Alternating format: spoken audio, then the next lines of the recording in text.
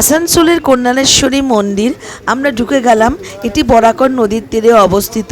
এই মন্দিরের এই ঘণ্টাগুলি বিশেষ মাহাত্ম্যপূর্ণ। শুনেছি মা কাউকে খালি হাতে ফেরান না, মা অত্যন্ত দয়াশীলা এবং যে সকল মহিলাদের সন্তান হয় না তারা মনোবাঞ্ছা পূরণের জন্য মার কাছে গিয়ে আবেদন করে এবং শুনেছি মা তাদের প্রত্যেকের আবেদন রক্ষা করেন। তাই আসানসোলের কল্যাণেশ্বরী মন্দিরে আপনারা যাবেন, গিয়ে একবার দেখে আসবেন। এই মন্দিরের কিছু কিছু অংশ আজকে এই মিনি ব্লগে দেখালাম, বাকি অনেক অংশই বাকি আছে এবং অনেক কিংবদন্তি ঘটনাও আছে। এই মা কিন্তু শ্মশানকালী নন। এইখানে আমরা প্রদক্ষিণ করবার জন্য মন্দিরের পেছন দিকটায় এলাম। মা অত্যন্ত জাগ্রত।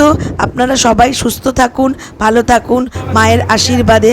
আমরা এই যে লাইনে দাঁড়িয়ে মায়ের পুজো দিলাম, মাকে দর্শন করুন এবং আজকের এই মিনি ব্লগটা কেমন লাগলো আমাকে জানাতে ভুলবেন না।